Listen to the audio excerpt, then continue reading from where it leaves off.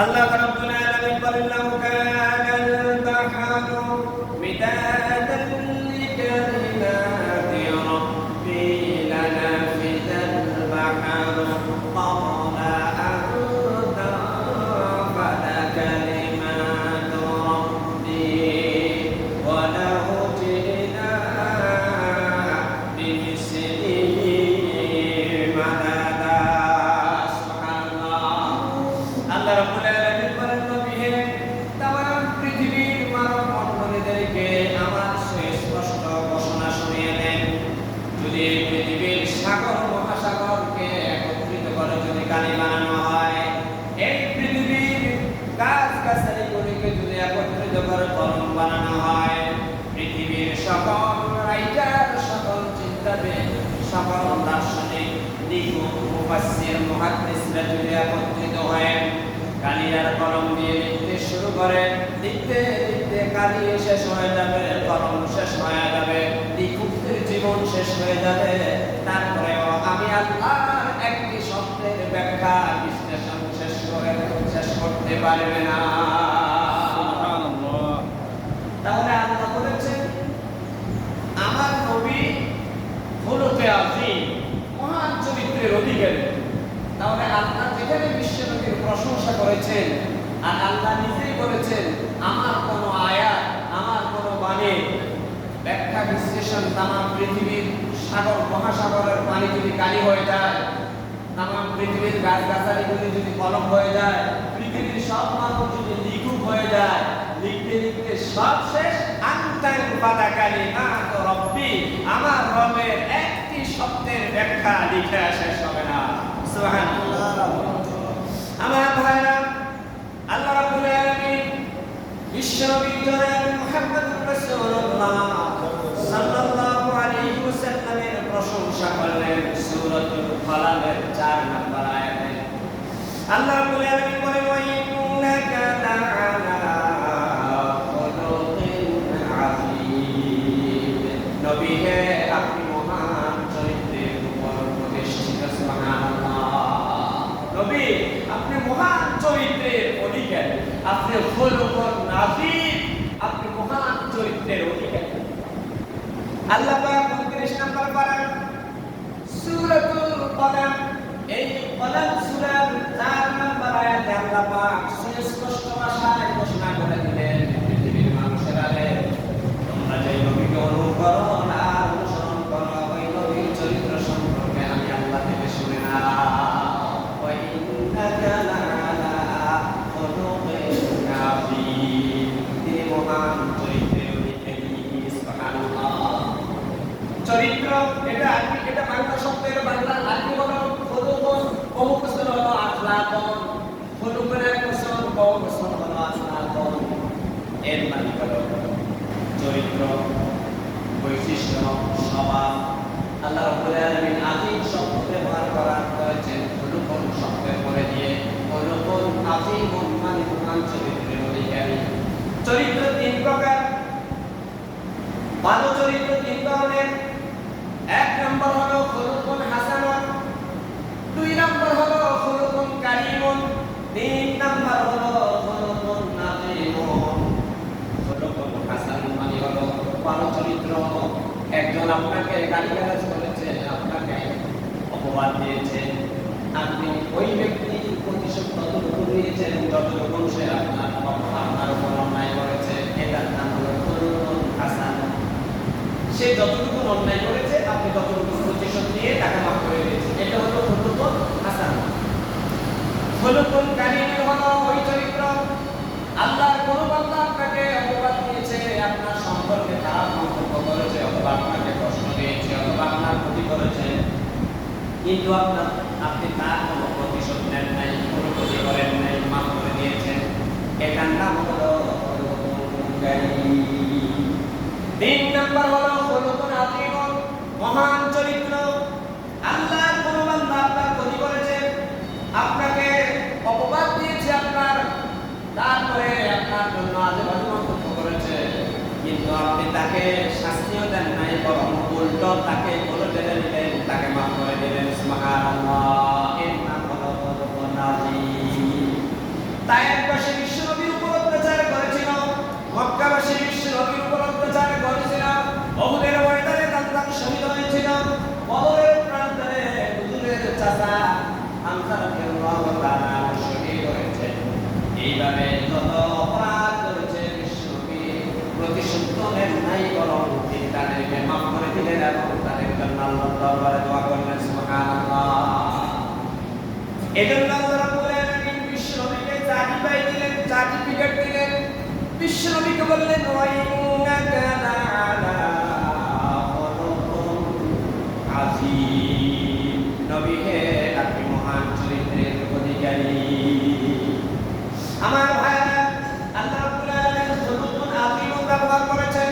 খুলুক শব্দের বিশ্লেষণ দিলেন, আযীমুন এটা শব্দ, এর অর্থ হলো এত গভীর, এত ব্যাপক, এত বিস্তৃত, এটা আলোচনা পর্যালোচনা করে শেষ করা যায় না, যে বিষয়ে কোনো তুলনাই হয় না। আল্লাহ রাব্বুল আলামিন নিজের নামের ক্ষেত্রে আযীম ব্যবহার করেছেন। আমরা যে আয়াতুল কুরসি পড়ি, আয়াতুল কুরসির ভিতরে আছে ওয়াহুয়াল আলিয়্যুল আযীম, শেষ শব্দ তিনি মহান, তিনি ব্যাপক। ওয়াহুয়াল আলিয়্যুল আযীম, তিনি সুমহান ক্ষমতার অধিকারী। আছে কিনা? এরপরে সূরাতুত তাওবার শেষে আল্লাহ পাক বললেন ফাইন তাওয়াল্লাউ ফাকুল হাসবিয়াল্লাহু লা ইলাহা ইল্লাহু আলাইহি তাওয়াক্কালতু ওয়া হুয়া রাব্বুল আরশিল আযীম। ফাইন তাওয়াল্লাউ ফাকুল হাসবিয়াল্লাহ, ও নবী আপনার দাওয়াত দেওয়ার পরে তারা যদি আপনার দাওয়াতকে প্রত্যাখ্যান করে, আপনি বলুন ফাইন তাওয়াল্লাউ ফাকুল হাসবিয়াল্লাহ, আপনি বলুন আল্লাহ আমার জন্য যথেষ্ট। আলাইহি তাওয়াক্কালতু, আমি তার উপর ভরসা করলাম, তিনি রব্বুল আরশিল আযীম, তিনি মহান রব, তিনি আরশ আযীমের রব। সুবহানাল্লাহ। তিনি আযীম, তিনি মহান রব। আমার ভাইরা, তাহলে আল্লাহ রব হিসেবে আযীম। আযীম মানে হলো এত ব্যাপক, এত বিস্তৃত, পৃথিবীতে হাজার হাজার মাখলুকাত আছে, সব মাখলুকাতের রিজিকের ব্যবস্থা যিনি করেন তিনি বলেন রব। তাহলে কত হাজার হাজার, কত কোটি কোটি প্রাণী আছে যেগুলো আমি আর আপনি বলে শেষ করতে পারবো না। অগণিত অগণিত মাখলুকের রব, এজন্য আল্লাহ পাক সেই জায়গায় বলতেন আযীম। সুবহানাল্লাহ। আমার ভাইরা, কিয়ামতের ভয়াবহ দৃশ্যের ব্যাপারে আল্লাহ আযীম ব্যবহার করেছেন। ইন্নাস সাআতা লাশাইউন আযীম, ইন্না যালজালাতাস সাআতি শাইউন আযীম। কিয়ামতের যে ভয়াবহ, কিয়ামতের যে বিভীষিকাময়, কিয়ামতের যে প্রবল ধাক্কা হবে, প্রবল ধাক্কার কারণে চূর্ণ বিচূর্ণ হয়ে যাবে, পৃথিবীটা সমতল হয়ে যাবে, সাগরের পানিগুলো আগুনে রূপান্তরিত হয়ে জাহান্নামে একেবারে রূপান্তরিত হয়ে যাবে, পাহাড়গুলো ঘূর্ণিত তুলার ন্যায় উঠতে থাকবে। আমার আল্লাহ বলেন কিয়ামতের দিনের যে ভয়াবহতা, এটা বর্ণনা করা শেষ করা যাবে না। এ কারণে ওই জায়গায় আল্লাহ পাক ইন্না যালজালাতাস সাআতি শাইউন আযীম ব্যবহার করেছেন। সুবহানাল্লাহ। তাহলে আল্লাহ রব এইটা বর্ণনা করে শেষ করা যাবে না, এই কারণে সেখানে আযীম ব্যবহার করেছে। কিয়ামতের ভয়াবহ বিবরণ এটা বর্ণনা করে শেষ করা যাবে না, এখানে সেখানেও আল্লাহ পাক আযীম ব্যবহার করেছে। পরকালে জাহান্নামীদের শাস্তি ভয়াবহ, সেটাও বর্ণনা করা যাবে না। এজন্য আল্লাহ রাব্বুল আলামিন বলেন খাতামাল্লাহু আলা কুলুবিহিম ওয়া আলা সাম'ইহিম ওয়া আলা আবসারিহিম গিশাওয়াতুন ওয়া লাহুম আযাবুন আযীম। সুবহানাল্লাহ। আল্লাহ রাব্বুল আলামিন বলেন খাতামাল্লাহু আলা কুলুবিহিম, যেই সকল মানুষগুলো অপরাধ করতে করতে, অন্যায় করতে করতে, কুফরি করতে করতে একেবারে শেষ পর্যায়ে চলে গিয়েছে, তাদের অন্তরে আমি মোহরাঙ্কিত করে দিলাম। ওয়ালা সামাইহিম, তাদের দৃষ্টিশক্তির উপর আমি আবরণ দিয়ে দিলাম, তাদের কর্ণগোচরে কোনো কিছু পৌঁছবে না, পৌঁছলেও তারা না শোনার বান্দরের কোরআনে কারিমের আয়াত ইসলামের দাওয়াতকে প্রত্যাখ্যান করবে। সুতরাং আপনি তাদেরকে হবে না। ওয়ালাহুম আযাবুন আযীম, তাদের জন্য জাহান্নামের ব্যাপক শাস্তি, যে শাস্তির কথা বিবরণ বর্ণনা করে শেষ করা যাবে না। সেখানে আল্লাহ এই শব্দ ব্যবহার করেছেন। তাহলে জাহান্নামের শাস্তি এটা বর্ণনা করে শেষ করা যাবে, এটা পরিমাপ করে শেষ করা যাবে না, এই কারণে সেখানে আযীম ব্যবহার করেছে। আল্লাহ রব হিসাবে এত ব্যাপক, এটা শেষ করা যাবে না। আল্লাহ যে রব, এই যে সামান্য একটা জিহ্বা, এই জিহ্বার ভিতরে কত রকমের স্বাদ, কবুতরের গোশতের এক স্বাদ, বজদি আমের আরেক স্বাদ, ল্যাংড়া আমের আরেক স্বাদ, হাড়িভাঙ্গা আমের আরেক স্বাদ, আমাদের দেশীয় আমগুলোর আরেক স্বাদ, লিচুর এক স্বাদ, ইলিশ মাছের এক স্বাদ। জিহ্বা কয়টা? এক নাম হচ্ছে আযীম। এই জিহ্বাটা একটা জিহ্বা দিয়ে হাজার রকমের টেস্ট, যেই রব আপনার জিহ্বাতে সেট করে দিয়েছেন, তার নাম হলো রব্বুল আলামিন আযীম। তিনি হচ্ছেন আযীম। তাহলে যে জিনিস বর্ণনা করে বিবৃতি দিয়ে পরিমাপ করে শেষ করা যায় না, সেটাকে আরবিতে বলা হয় আযীম। জাহান্নামের ভয়াবহতা বর্ণনা করে শেষ করা যাবে না, সেখানে বলেছে জাহান্নামীদের শাস্তি হলো ওয়ালাহুম আযাবুন আযীম। আল্লাহ রব হিসেবে বললেন ওয়া রব্বুল আরশিল আযীম। কোরআন শরীফের তাফসীর বর্ণনা করে শেষ করা যাবে না, এজন্য আল্লাহ পাক বিশ্বনবীকে বললেন। আল্লাহ রাব্বুল আলামিন 87 নম্বর আয়াত সূরাতুন নাহল, আল্লাহ রাব্বুল আলামিন বলেন ওয়ালাকাদ আতাইনাকা সাবআন মিনাল মাসানি ওয়াল কুরআনাল আযীম। আল্লাহু আকবার। নবী গো, আমি অধিক গঠিত 7 আয়াত বিশিষ্ট একটা মহান সূরা আপনাকে দিয়েছি। যে সূরাটি বারবার পঠিত হয়, সেই সূরার নাম হলো সূরাতুল ফাতিহা। নবী শুধু সূরা ফাতিহা আপনাকে দিয়েছি তাই নয়, সাথে আর দিয়েছি ওয়াল কুরআনাল আযীম, কোরআনে আযীম দিয়েছি। এই কোরআনের ব্যাখ্যা বিশ্লেষণ বর্ণনা করে বিবৃতি দিয়ে তারপরে পরিমাপ করে আপনি শেষ করতে পারবেন না। আমি আপনাকে যেমন বানিয়েছি খুলুকুন আযীম, মহান চরিত্রের অধিকারী, তেমন দিয়েছি কোরআনাল আযীম, মহান কোরআন আমি আপনাকে দিয়ে দিয়েছি। সুবহানাল্লাহ। কারণ আপনার মহান চরিত্র, এই মহান চরিত্রের জন্য মহান কোরআন দরকার। আমার ভাইরা, আল্লাহর পয়গম্বর জনাব মুহাম্মদুর রাসূলুল্লাহ সাল্লাল্লাহু আলাইহি ওয়াসাল্লামের ইন্তেকালের পরে সাহাবায়ে কেরাম হুজুরের স্ত্রী আম্মা আয়েশা সিদ্দিকা রাদিয়াল্লাহু তাআলা আনহার কাছে আসলেন। এসে বললেন, মা গো, আমাদের নবী আপনার স্বামী, তার স্বভাব, তার চরিত্র, তার বৈশিষ্ট্য কেমন ছিল আমাদেরকে একটু বর্ণনা করুন। আল্লাহর নবীর স্ত্রী আমাদের আম্মা উম্মাহাতুল মুমিনিন, জগতের মা, জগতের সমস্ত মুমিন নারী পুরুষের মা, আমাদের আম্মা হযরত আয়েশা সিদ্দিকা জবাব দিলেন, হে বুনাইয়া, ও আমার কলেজার টুকরা সন্তানেরা, ও নবীর সাহাবীরা, তোমরা কি মাযা তাকরাউন করনা? তোমরা কি কোরআন শরীফ পাঠ করো না? কোরআন শরীফ তেলাওয়াত করো না? উপস্থিত সবাই বললেন, কালু বালা, অবশ্যই অবশ্যই আমরা কোরআন শরীফ পড়ি, কোরআন শরীফ তেলাওয়াত করি। আম্মা আয়েশা বললেন, তোমাদের নবীর চরিত্র আল্লাহ পাক নিজে বর্ণনা করে দিয়েছেন, কানা কুতুবুল কুরআন। তোমাদের নবীর চরিত্র তাহা যাহা কোরআনে আছে, কোরআন যাহা তাহাই তোমাদের নবীর চরিত্র। সুবহানাল্লাহ। তাহলে আল্লাহ বললেন, ওয়া ইন্নাকা লাআলা খুলুকিন আযীম, আমি আপনাকে মহান চরিত্রের অধিকারী বানিয়েছি। এই মহান চরিত্রের অধিকারী, এটাকে কন্ট্রোল করতে হলে মহান কোরআন লাগে। এজন্য আল্লাহ আরেক জায়গায় বলছেন, ওয়ালাকাদ আতাইনাকা সাবআন মিনাল মাসানি ওয়াল কুরআনাল আযীম, আমি আপনাকে মহান কোরআন শরীফ দিয়েছি। সুবহানাল্লাহ। আমার ভাইরা, আরেকটি ঘটনা শুনুন। হুজুরের ইন্তেকালের পরে ইথিওপিয়া, আফ্রিকা থেকে একজন লোক আসলো। আসে সাহাবায়ে কেরামদেরকে বলল, আমরা আফ্রিকা থেকে শুনছি মক্কার জমিনে একজন আল্লাহর রাসূল এসেছেন, তিনি নাকি মহান চরিত্রের অধিকারী, আমাদেরকে একটু বর্ণনা করুন। এক সাহাবীর কাছে আসার পরে বলল, ও ভাই, আনন্দ ভাই, আমরা শোকাহত, আমাদের রাসূল ইন্তেকাল করেছেন, আমরা শোকাহত। আমাকে জিজ্ঞাসা করি না, অমুককে জিজ্ঞাসা করো।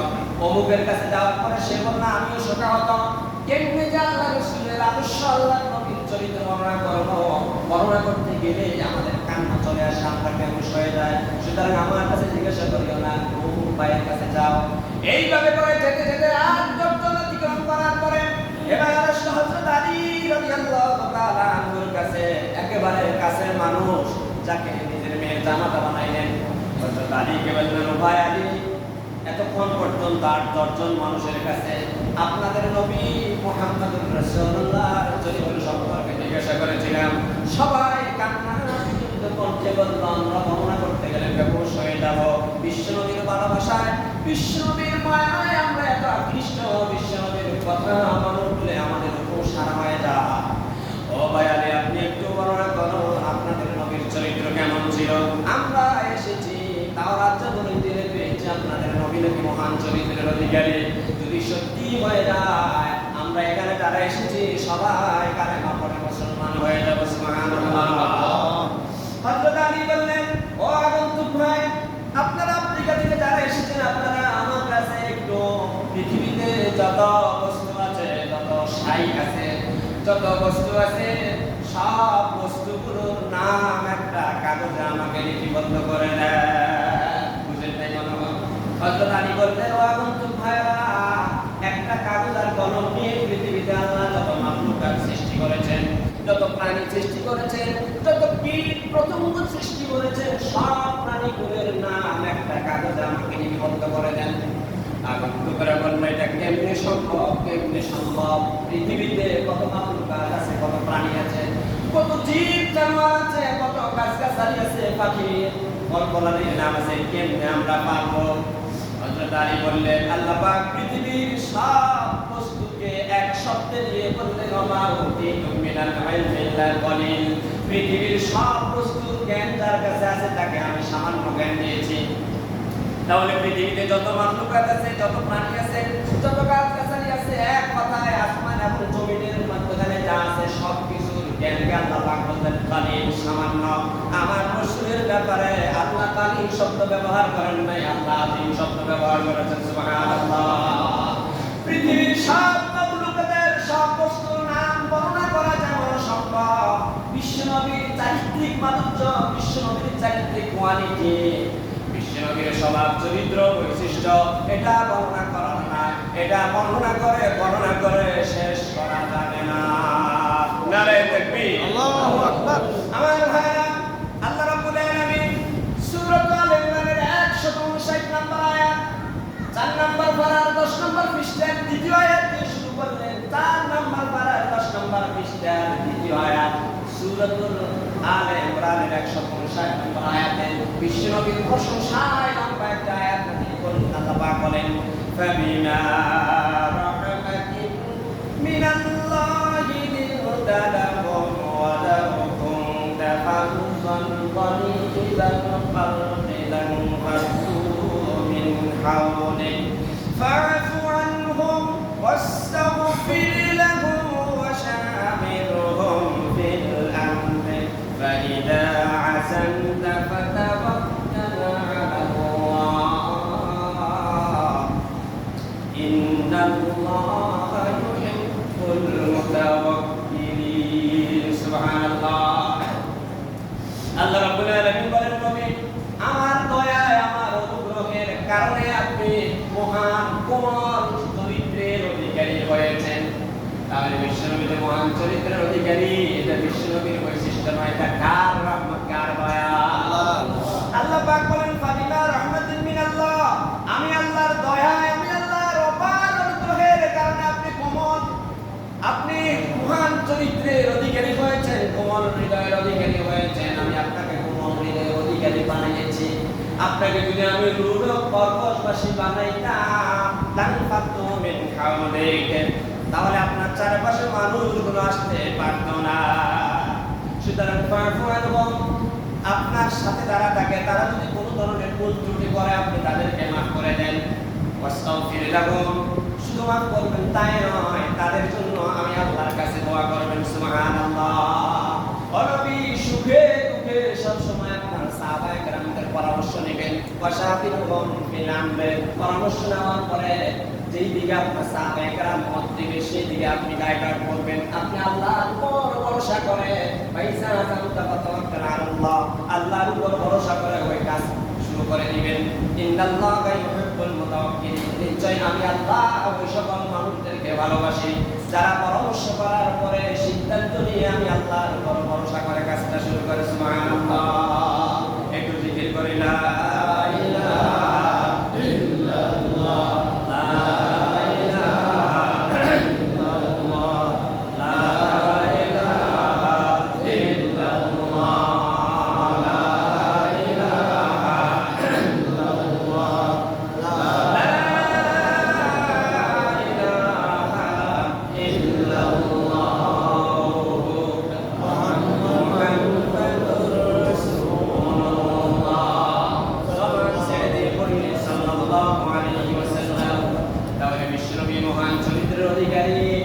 এটা বিশ্বনবীর কারিশমা নয়, এটা আল্লাহ রাব্বুল আলামিনের দয়া। সুবহানাল্লাহ। আমার ভাইরা, আরেকটি হাদিস শরীফ শুনেন। উম্মে সালমা হুজুরের আরেকজন স্ত্রী, হুজুরের ওই স্ত্রী উম্মে সালমার কাছে আরেক দল এসে বলল, ওগো আম্মা, ওগো মা, আমাদের নবী আপনার স্বামী এই পৃথিবীতে স্বামী সম্পর্কে তার স্ত্রী যতটুকু গ্যারান্টি দিতে পারে, দুনিয়ার কোনো মানুষ আর ততটুকু গ্যারান্টি দিতে পারে না। এজন্য হুজুর বললেন, ও আমার সাহাবীরা, যে তার স্ত্রীর কাছে ভালো সে আমি নবীর কাছেও ভালো, আমি সেরা, আমি আমার স্ত্রীদের কাছেও সেরা। সুতরাং অপমা স্বামীর চারিত্রিক সার্টিফিকেট একমাত্র স্ত্রী ছাড়া কেউ দিতে পারে না। ওগো একটু বলবেন কি আমাদের নবী আপনার স্বামীর চরিত্র কেমন ছিল? উম্মে সালমা বললেন, কান্নাল কোরআন ইয়ামশি আলাল্লাহ। তোমাদের নবী যখন রাস্তা দিয়ে হেঁটে যেত মনে হয় যেন বাস্তব কোরআনে শরীফ, কোরআনে কারীম রাস্তার উপর দিয়ে হেঁটে যায়। সুবহানাল্লাহ।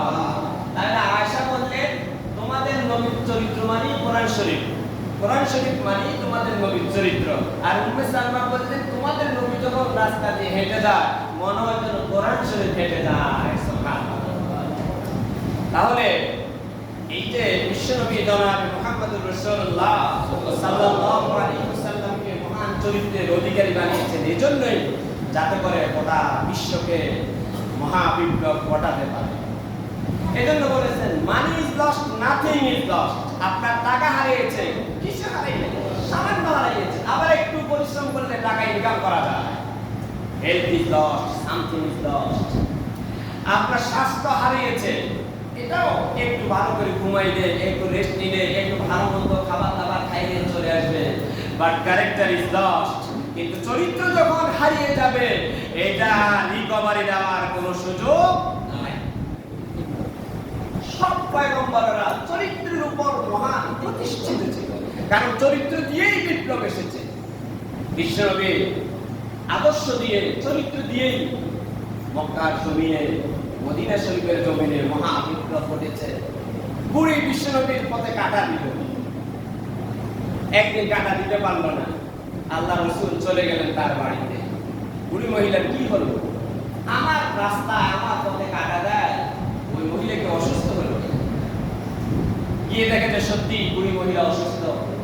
এবার বুড়ি দু চোখের পানি ছেড়ে দিয়ে বলল, আরে যেই লোকটাকে মারার জন্য, যেই লোকটাকে ধ্বংস করার জন্য তার পথের রাস্তায় আমি কাঁটা দেই, সেই বুড়ি মহিলা বলল, সেই ব্যক্তি আমাকে দেখতে আসলো, আমি কি সুস্থ আছি না অসুস্থ আছি, আমি আর কাঁটা দেব না, আমি বিশ্বনবীর আদর্শের সামনে সারান্ডার করলাম, আমি ঈমান আনলাম।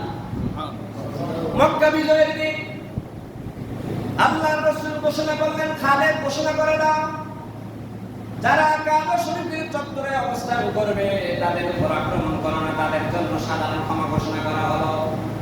যারা আবু সুফিয়ানের বাড়িতে থাকবে তাদের জন্য সাধারণ ক্ষমা ঘোষণা করা হলো। যারা পাহাড়ে আশ্রয় নিবে, নিজের ঘরে অবস্থান করবে তাদের জন্য ক্ষমা ঘোষণা করা হলো।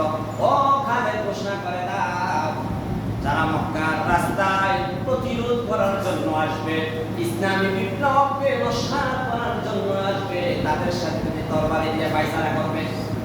কোন মানুষ খালেদের সামনে আসে নাই। হুজুরের ওয়ার্ডার খালেদ রাস্তায় রাস্তায়, মদিনার মক্কা শরীফের রাস্তায় রাস্তায় ঘোষণা করে দিলেন। হযরত খালেদ রাদিয়াল্লাহু তাআলা আনহু ঘোষণা করে দিলেন, আল্লাহর রাসূল সালাতুল যুহরের পরে সালাতুল আসরের আগে দেখলো যে একটা বুড়ি মহিলা, দুইটা পটলা, একটা মাথা একটা হাতে, বুড়ি মহিলা হাঁটতে পারে না। আল্লাহর রাসূলের দৃষ্টিগোচর হলো। আল্লাহ রাসূল বুড়ি মহিলার কাছে গেলেন, বুড়ি মা কই যাও? বলে যে তুমি কি মক্কা শরীফে নতুন আসছে কি? জানো না আব্দুল্লাহ পোলা মক্কা দখল কইরা ফেলাইছে, আমাদের এখন আর বাঁচার উপায় নেই। বললে যে বুড়ি মা আব্দুল্লাহ পোলা কি করেছে না করেছে সেটা একটু পরে শুনি। আপনি অসুস্থ মানুষ, বুড়া মানুষ, বুড়ি মহিলা, দুইটা পোটলা আপনি নিতে পারেন না, কোনোটা পোটলা আমি আল্লাহ এই বান্দার কাছে দেন। তিনি তখনও তার পরিচয় প্রকাশ করেন নাই। এরপরে বুড়ি মহিলা বলল, তুমি তো এই পোটলাগুলি মাথায় নিয়ে যথাস্থানে নেওয়ার পর আমার কাছ থেকে পয়সা চাবে, আমার কাছে কোনো পয়সা নাই, দিনার দিরহাম নাই। আল্লাহ রাসূল জবাব দিলেন, বুড়ি মা আমি কারো কাছ থেকে কোনো প্রতিদান নেই না, কোনো বিনিময় নেই না, আপনি আপনার পোটলাগুলো আমার কাছে দেন, আর আপনি যেখানে বলবেন সেখানে নিয়ে দিয়ে আসবো। বুড়িও হাঁটতেছে, আল্লাহ রাসূলও হাঁটতে আছে। বুড়ি বলতেছে, আব্দুল্লাহর পোলারে কোনোদিন দেখি নাই, কিন্তু শুনেছি তার নামে আজেবাজে কথা। তিনি নাকি আজকে মক্কা জমিন দখল করে ফেলেছে, সব মানুষগুলোকে পাইকারি তারা হত্যা করবে। ওই যে একটা পাহাড় আছে ওখানে আমাদের আত্মীয় স্বজন চলে গেছে, আমাকে বলেছে ওখানে যাওয়ার জন্য, আমাকে একটু ওখানে নিয়ে দেন। আল্লাহ রাসূল সাল্লাল্লাহু আলাইহি ওয়াসাল্লাম বুড়ি মহিলা আর পোটলাগুলো নিয়ে চলছেন।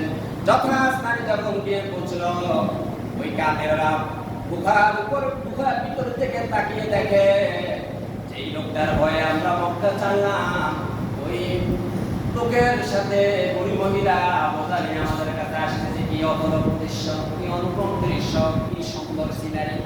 সব মানুষগুলো পাহাড়ের গুহার উপর থেকে বের হয়ে পাহাড়ের চূড়ায় চলে আসলাম। বুড়ি মহিলাকে ডাকতে বলে, বুড়ি মহিলা যার ভয়ে আমরা মক্কা থেকে পালায়ন করে এখানে আসলাম, তার হাতে তার মাথায় নাকি তুই বোঝা উঠে দিছিস। এবার বুড়ি মহিলা বলল, আপনি এটা অনেক বানাইলে আমার গন্তব্যস্থল। বুড়ি মহিলা এবার বলল, বুড়ি মহিলা আপনি কি এখানে নিরাপদ বোধ করেন? হ্যাঁ আমি নিরাপদ বোধ করি। বুড়ি মহিলারা বলল, বুড়ি মা এই 40 বছর মক্কায় আব্দুল্লাহর পোলা মুহাম্মদ ছিল কিনা? ছিল। ওই সময় কি আব্দুল্লাহর পোলা কোনো সন্ত্রাস পাইছে কিনা? কোনা পারে নাই। ওই সময় আপনার পূর্বপুরুষরা, আপনার সমবয়সীরা কি বলেছিল? বলেছিল আর আমি। বুড়ি মা এবার জবাব দেন তো, আব্দুল্লাহর পোলা যখন হেরা গুহা থেকে কোরআন শরীফ নিয়ে আসলো, তখন কেন আপনারা আব্দুল্লাহর পোলাকে সন্ত্রাস বলে গালি দেন? ও বুড়ি মহিলা, আব্দুল্লাহর পোলার ব্যাপারে তো আজেবাজে মন্তব্য শুনেছেন, কোনদিন কি আব্দুল্লাহর পোলাটারে দেখছেন কিনা? বুড়ি মহিলা জবাব দিয়ে বলল, না আব্দুল্লাহর পোলার কোনদিন দেখি নাই, তবে শুনেছি মানুষটাকে অকথ্য ভাষায় গালিগালাজ করতো। মক্কার জমিনে যখন ছিল তখন তাকে আলামিন বলতো। মক্কার জমিন থেকে হিজরত করে যখন মদিনায় চলে গেল, আজকে যখন সে মক্কা জয় করে ফেলল, এই জন্য তার বিরুদ্ধে যারা তারা আজেবাজে কথাবার্তা মন্তব্য করে। আল্লাহ রাসূল বলেন, বুড়ি মা যে আব্দুল্লাহর পোলা মুহাম্মদের কারণে আপনি মক্কার জমিন ছেড়ে দিয়ে পাহাড়ের গুহায় আশ্রয় নেওয়ার জন্য এসেছেন, তিনি আর কেউ না, ওই আব্দুল্লাহর পোলা, আব্দুল্লাহর তিন পোলা মুহাম্মদ আমি নিজেই। সুবহানাল্লাহ। বুড়ি মহিলা তাৎক্ষণিকভাবে হতচকিত হয়ে গেল, কিং কর্তব্য বিমূঢ় হয়ে দুই চোখের পানি ছেড়ে দিয়ে বলল, বাবা রে, মক্কার জমিনের মানুষগুলো যে এত খারাপ, ভালো মন্দবার বিচার করে না, তোমার মতো মানুষ হয় না, তোমার মতো মহান চরিত্রবান আর নাই। আমাকে দেরি না করে, কাল বিলম্ব না করে আমাকে ইসলামের কালেমাটা পড়ায় নাও।